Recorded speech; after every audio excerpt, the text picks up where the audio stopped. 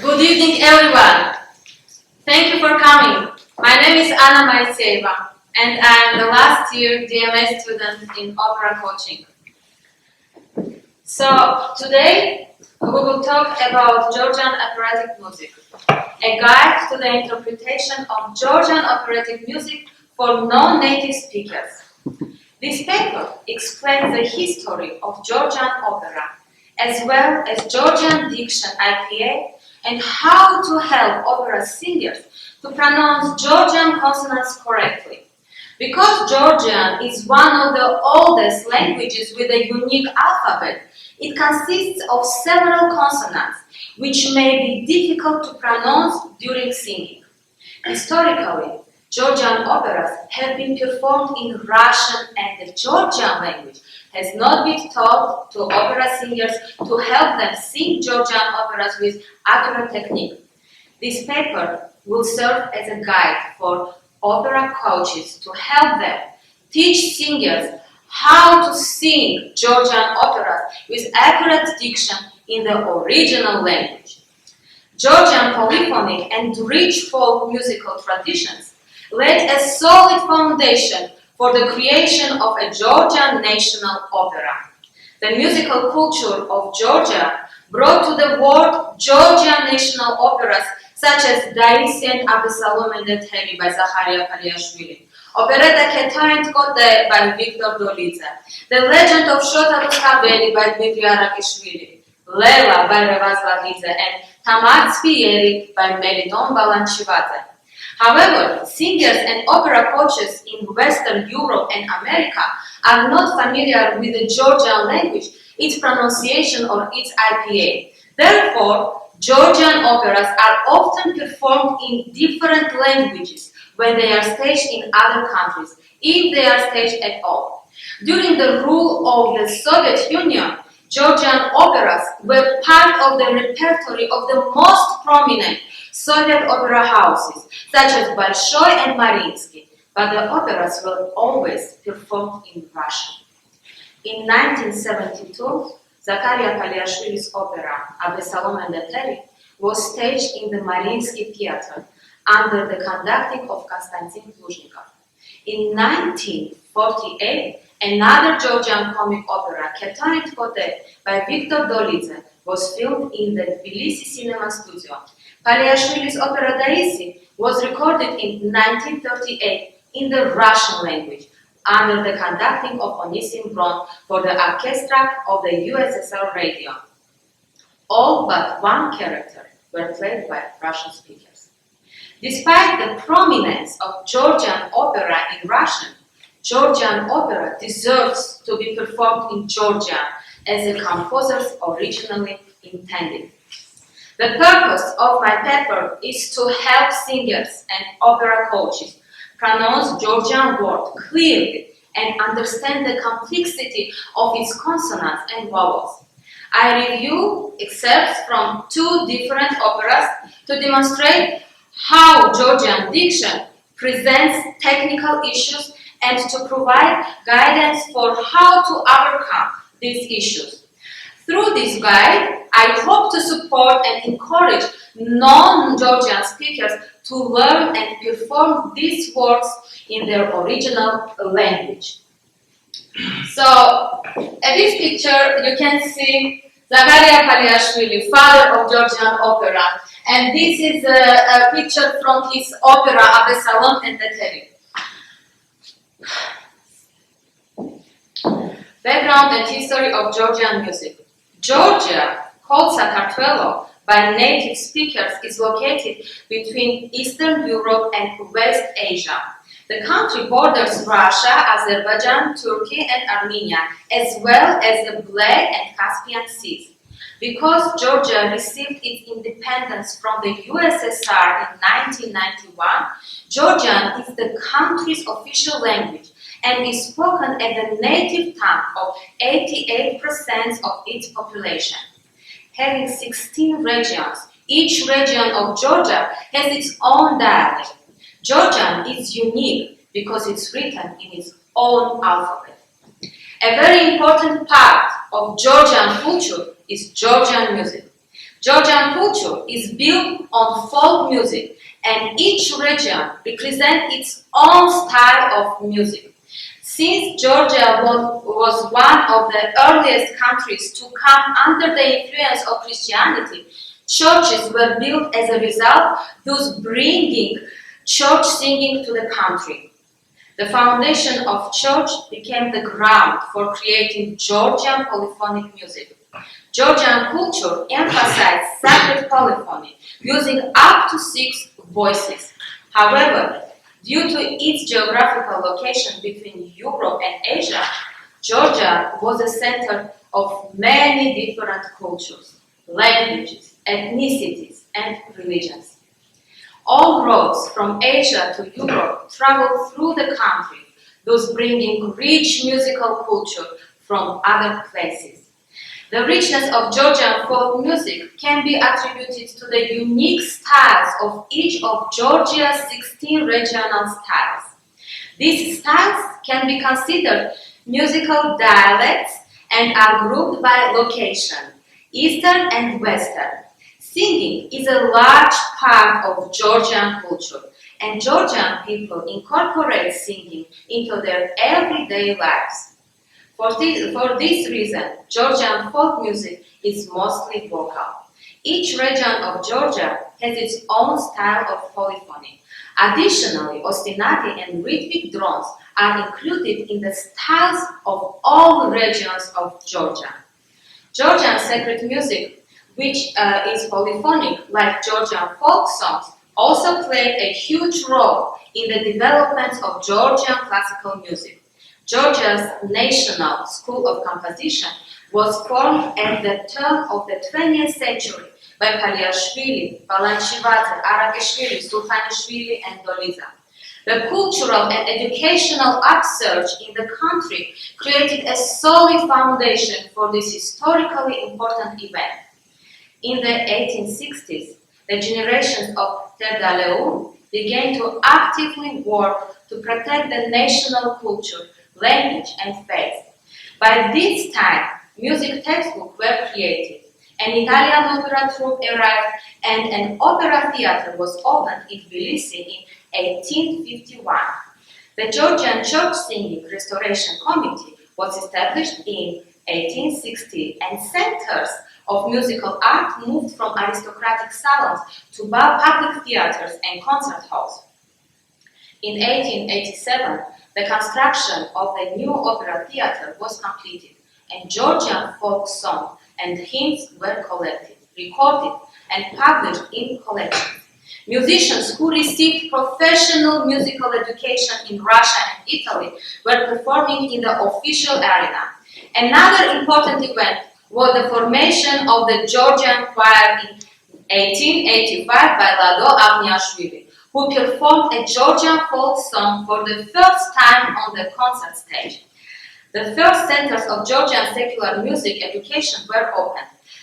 There were studios, courses, school, institute in 1886, and a conservatory in 1917. Zakaria Paliashvili founded Georgian classical opera with his opera tragedy Abesalom and Teterim. Two of the founders of Georgian musical culture were Dmitry Arakeshvili, who created the opera The Tale of Shota Rustaveli, and Meliton Balanchivadze, who wrote Tamar Spieri. Dmitry Arakeshvili was an ethnomusicologist who collected Georgian folk songs for preservation, and Meliton Balanchivadze created the first classical art songs.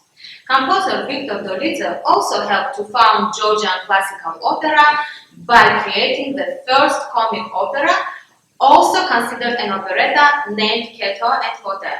The previous figures represent the style of Georgian national music.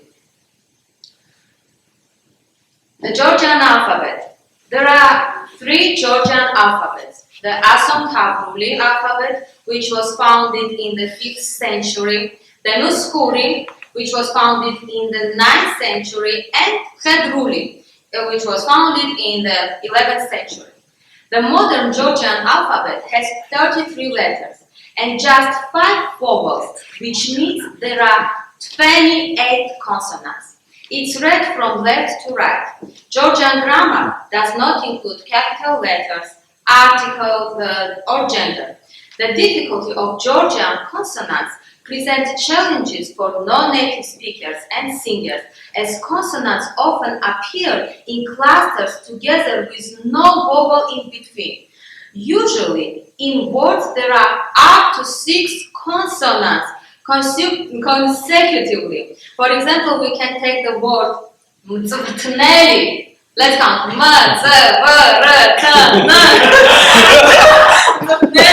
And guess what does it mean? Just coach.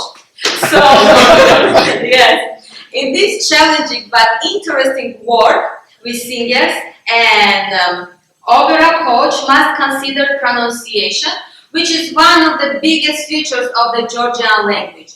Opera coaches should first help singers to learn how to pronounce the words. The next step is to put the right pronunciation with correct singing technique and then to divide the syllables correctly in the word, making it work with the entire phrase. An explanation of Georgian letters. Georgian alphabet is a Latin alphabet. So in Georgian alphabet, we have each letter has its name. For example, in Latin alphabet we have alpha, beta, gamma, right? In Georgian we have A means ani, and it's like we read it like A, like alphabet. So now I will read all of these Georgian letters with their unique names, and we'll explain how to pronounce it in English language, like how can it pronounce non-native speaker. A, ani, A like alphabet. B, bani, B like ball. G, gani, G like gum. D, doni, D like dog. E, any, E like eclipse. V, vini, V like visa. Z, zeni, Z like zebra. T, tani, T like toy. E, ini, E like insurance. K, it's like K, but with no air. Voiced K, yes. L, lassie, L like lion. M, money, M like money. N, nari, N like nephew. O, oni, O like oboe. P, Paris, but without aspiration. J, Jani, J like Jacques, but in French. Raya is like R in Roma. S, Sani, S like sun. T, Tari. T, it's like T, but without aspiration. The end of tongue pushes to the upper teeth and makes sharp T without aspiration.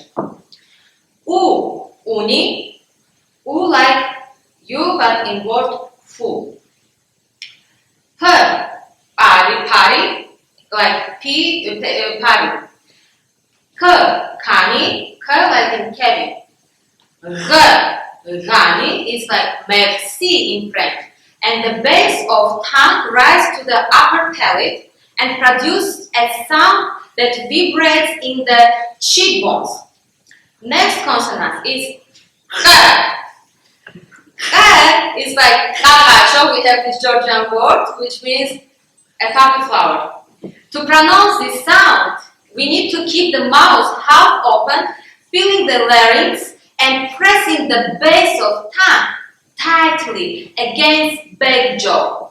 In this position, we need to try to pronounce the letter K without aspiration and turning it into K. K. Can we try? Like say K to K. Perfect, amazing. So chini, like shine. Chini, like China.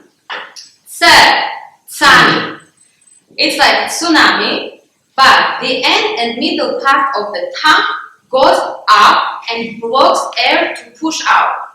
The throat goes up to leave the tongue to the upper teeth. It's like ц. If we read T and S together, ц.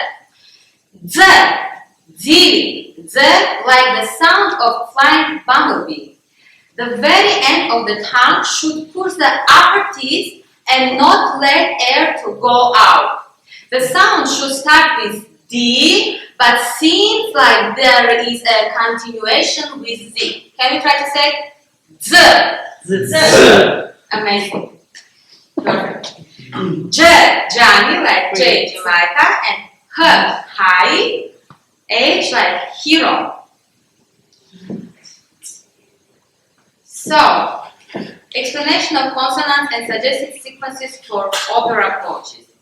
In the Georgian language, there are two types of consonants, aspirated and non-aspirated. Aspirated consonants are voiceless and non-aspirated consonants are voiced. Two examples of similar Georgian consonants are T and T. The difference between these two is that T is aspirated and T is not aspirated.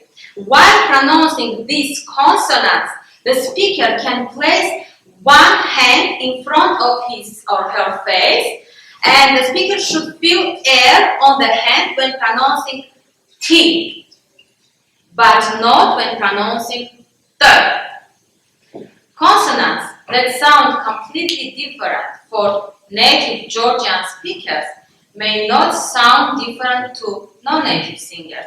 However, visually, these letters look completely different. For example, K, and K may seem similar, but there is a significant difference between them. In the first case, K, the consonant is pronounced like an English K, like a key. While pronouncing K, there is no aspiration. The base of the tongue lifts upwards with the jaw towards the upper palate. However, to pronounce K, the singer must produce the exact same sound while also adding a guttural sound from the upper part of the throat that moves up towards the wisdom teeth. Another example is the difference between the consonants G and G. In this case, non-native speakers also struggle to hear the difference between these consonants. The K is like the English K, but without aspiration. To pronounce K, the sound is very bright and sharp. K. The tongue stays low, but the jaw moves to the upper palate to make this sound. However, to pronounce G, the singer must produce a softer, muted sound. Lift the base of the tongue up to the upper palate. The next step for singers and opera coaches is to feel the difference between G, G, and H. G, G, and H. To pronounce G, the singer should start with pronouncing G and simultaneously trying to swallow the consonant, pushing the sound backwards in the throat. The next consonant, H, is positioned lower than G. In this case, the speaker should use an E cloud to pronounce H and H. According to Merriam-Webster, an E cloud is the voiceless palatal fricative sound represented by the H of German, it that is phonemically often allophonic with the A cloud. In the case of H, the E cloud is voiced, but in the case of H, the E cloud is unvoiced. Opera coaches should also help singers pronounce the differences between T, T, C, C. The letter T is pronounced like English T, as in the word T. To pronounce T, we need to say the word T without aspiration at the beginning. Moving to C, singers must combine T and S together. And finally, the letter C is a sharper consonant sound. The singer should start by saying T while pushing the sound to the upper teeth. The last two consonants, which singers may struggle to pronounce, are the consonants ch and j. For ch, the singer can easily pronounce these consonants. However, the consonants j creates issues for non-native speakers. To make it easier to pronounce, the singer should voice the consonants ch, which will turn the sound into j. During this process, the tongue lifts up and pushes to the hard palate. To discuss Georgian diction and IPA, it's important to review excerpts from Georgian operas in different genres. One of the important operas for Georgian classical music is Abesalom and Eteri by Zaharia Paliashvili. The Georgian composer Zaharia Paliashvili became one of the founders of Georgian classical music. Paliashvili combined Georgian folk music with traditional classical music styles when composing his works. To examine technical issues with diction, let us review the duet scene of Abesalom and Murman, where the music gains intense dramaturgy. In this scene, Abesalom, a wealthy prince, is conversing with Murman, his courtier. Though Abesalom had previously fallen in love with and married a woman named Eteri, Murman secretly loved her as well and used sorcery to make Eteri ill. Murman then tells Abesalom that the only remedy for her illness is for Murman to take her away from Abesalom and keep her in a castle which he built. Abesalom agrees to allow Eteri to travel with Murman in order to ensure her healing. But Eteri does not know that Abesalom wants to save her. She thinks Abesalom rejected her because of her illness. In this scene, Abesalom asks Murman about Eteri's well-being, and Murman responds that she is beautiful and has revived. I chose this scene because it typifies Georgian traditional opera. Additionally, this scene consists of multiple difficult consonants. However, the phrases repeat in this scene, which provides a good entry point for non-native singers to learn Georgian operatic music. First, let's take a look at the text. Murman, Murman, Midhar, Midhar, Samzesa, Shenitsoli Raridia, Abesalom asks to Murman. Murman, tell me, how is your sunshine, your wife? And Murman is saying, Rasi Githav Tsatas Toro, Shenitsoli Raridia. Your Highness, why do you ask me about how is she doing? Abesalom is saying, with Chemkan Ego in Danjvashi, Shenkan Aris Radveshia. With me, she was struggling with pain. I'm wondering how she is doing now with you. And Murman says, Metkom itzi brolis tsiches detis rogort stavevshia, shigmizis kalieteri, elis mougerebia. Do you also know that the crystal castle is in the world of heaven, and Lady Eteri is in this castle? She recovered and restored to beauty. So, in this duet, we can see the consonants like in word cheli, in word mougerebia, and soli. By saying cheli, which translates literally to the word throat, it is very important to push up the throat muscles at the basement of the tongue. Lift up the tongue and hold tight to the upper teeth. In this position, we need to try to throw the breath out and say k, which will turn the sound into k. Now, this is a small excerpt from our coaching. It gets a little bit back, right? K. K. Now, k and k should be mixed together, and we get this voiced ich loud. K. K. Yes, make it voiced more. K. K. K. Yes, produce it not with the voice, like it comes from down. K. Yes. Yes. And try to make dominant G. Exactly. Okay. So we should go from G to H. Perfect. Okay.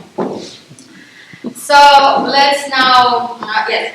Some Georgian consonants are voiced E cloud. In these cases, vowels need to be closed in order to help produce E cloud consonants. When singing with open vowels, E cloud pronunciations are lost. In the case of Murman and Abesalon, let's consider the first line, Mitha, Mitha. There are two consonants, T and H, which is E cloud. Both are pronounced with the A vowel. However, the A should not be pronounced as an open vowel. If it is pronounced open, the E cloud of the H will be lost. Thus, the singer should keep a round shape in the mouth, especially because the tenos part lies within the middle register. I would coach a singer to keep the consonants in the right placement by opening the mouth halfway, keeping the shape of the mouth round, and forming a small oval with the lips. This way, the singer will avoid opening the vowels and spreading the lips widely, which will cause the production of the consonant to be lost. Now we would like to perform this duet. Please, David Rothberg and Nate, welcome.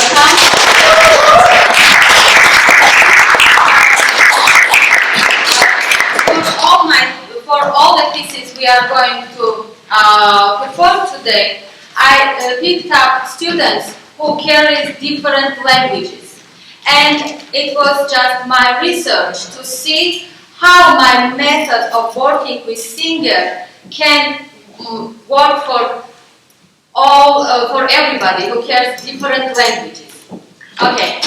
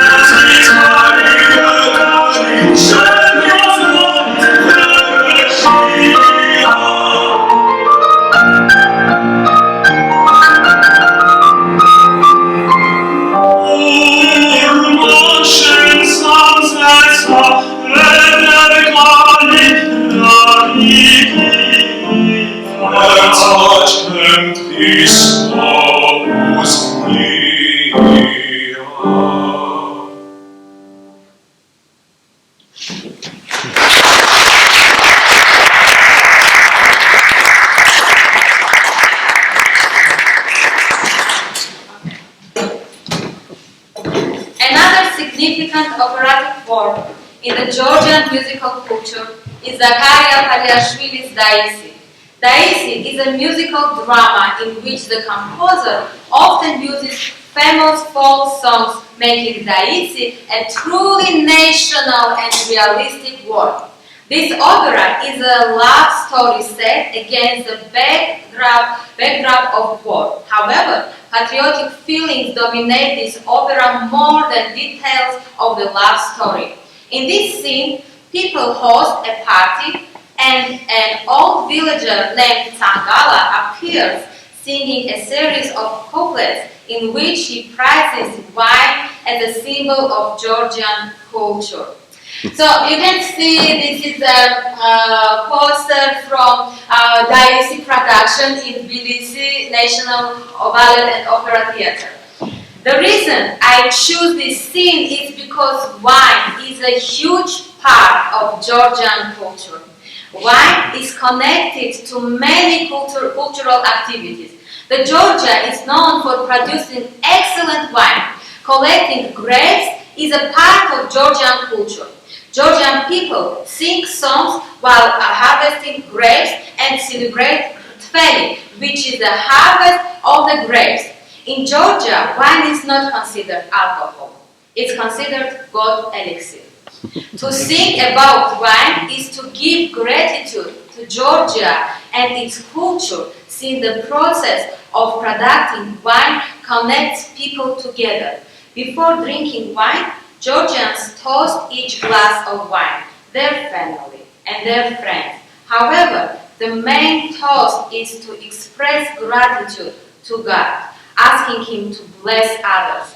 The reason why I choose this particular example is to engage non-native singers with Georgian traditions and culture. So this is a small excerpt how Georgians are celebrating Tfeli.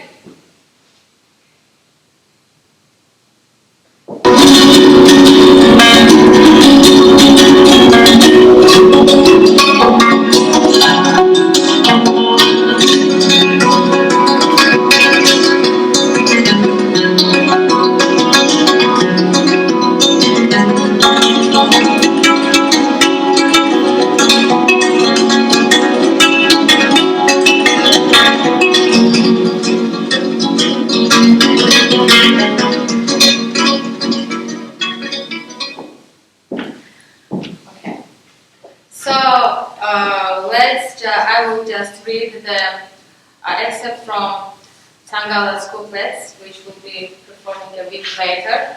So, Vino kafuro, var shenim smeli. Wine, Kakhetian wine. I'm your drinker. Kakheti is one of the regions in Georgia where it's very, very, very great wine and grapes. So, Gint Tetri, oh Ginda Titeli. And it doesn't matter if you are white or red. Shena Harchveni Shvebadal Chena. You are our joy. Shegar Armaxos Odnavitskena. I don't remember if I was hurt by you. Erzki del get with Khaledi Sambas. Let me tell you one more thing about girls. Zogigogona Surganget Nabas. Girls are playing hard to get. Vashkatsis Helsa is our Ikarevs, not letting men near them. Siberis Hanskim Tsaretkinanes. They will bitterly regret this in their twilight years. So, now you will see the part of our coaching with George Walwin, who will be performing. Ravino. So what your mouth is doing? Where is your tongue and where is your jaw when you are trying to? Don't say these consonants, but try to just process it in your brain and open your mouth and see before to say it. See what your tongue, jaw are gonna do before to make this sound. So, can you explain what is happening there? So what happened there? Why you can do this? So you are trying to throw out the breath from your stomach. So you're but something here, makes like stops your ear, and that's why the sound comes with this. Yes, it's not g, it's not h, it's yes, like okay. So Vino. So, in working with non-native singers, I will first review the opening line, Vino kafuro, var shenim smeli. Already in the first sentence, there are 3 spots to target. The first is the sound G, which is unfamiliar to non-native singers. I would coach the singer to use closed A vowel, which would help to keep this consonant in the right placement. The singer should add an if loud to hard G sound to find the bridge between G and K, if loud. Unlike a hard G sound which lasts only briefly, G can be produced by holding out the consonant sound. Using the closed F vowel will help the singer to pronounce this consonant correctly. The second spot from the first line that may challenge singers is G, which is a non-aspirated G, which is found in the word kahuro. To ensure that singers are pronouncing this consonant without aspiration. I would coach singers to place one hand close to mouth and try to pronounce kahuro without feeling breath on the hand. The third problem to target from the opening line is the word smelling. One of the technical issues may come from having 3 or 4 consonants in the word together, or 2 adjective consonants in the beginning of the word without a vowel in between. For singers, it would be helpful to practice the word smelly at a slow tempo, working backwards from the last syllable to the first.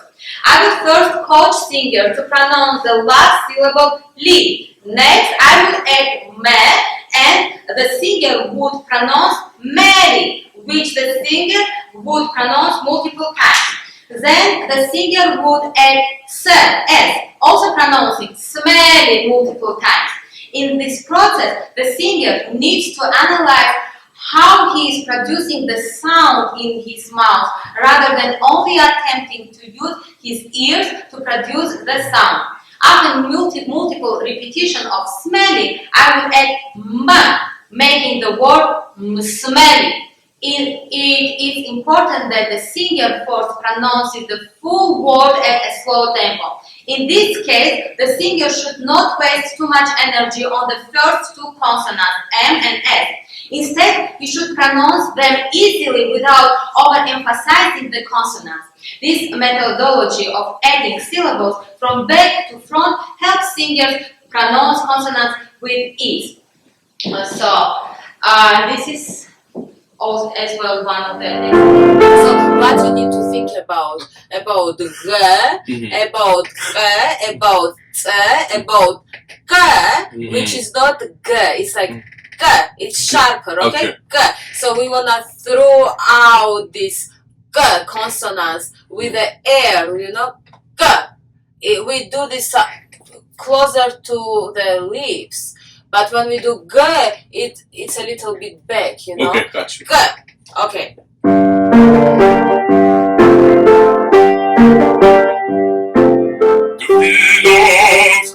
Very good. Try to think again about G, Gavinov.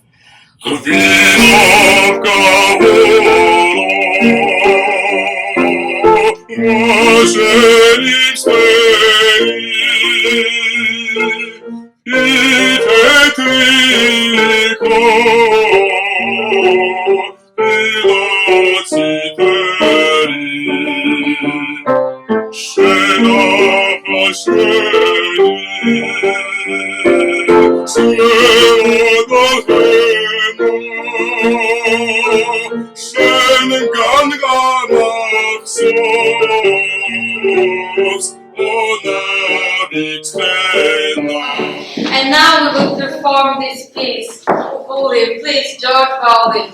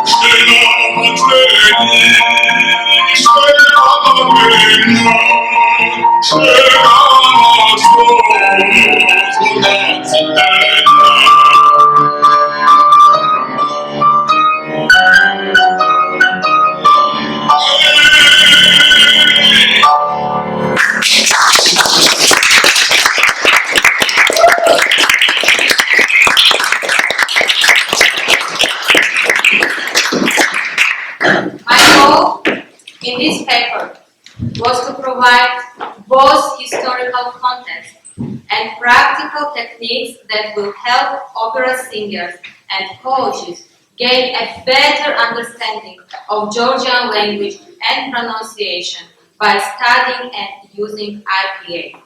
By using these two examples from well-known Georgian operatic repertory, as well as many suggested sequences for opera coaches, I hope that singers and coaches can apply the same knowledge and techniques to other examples beyond the ones discussed in the paper. Georgian opera comes from a rich musical tradition in Georgia with which much of the world is not familiar. I hope that as understanding of Georgian IPA increases, Georgian operas and vocal music will be performed more widely in their original language. Thank you. But before to finish our lecture recital, I would like to introduce one more aria from opera Lela, Lela's aria from Prevaslavit's opera Lela. And I would ask amazing and beautiful Kara Kovi on the stage to perform this aria. Thank you.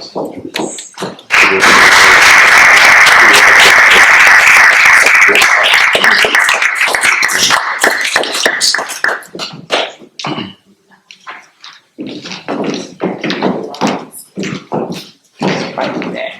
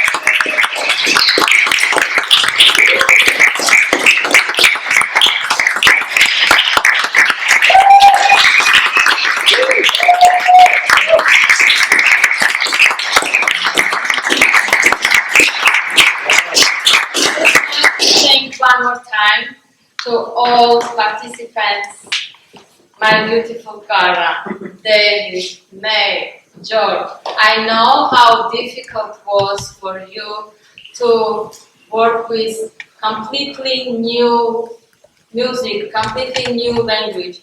But you have to know that you are the first, at least in Texas, who did. Thank you very much, and I would like to thank my amazing professor, Dr. Sani Giza. Thank you.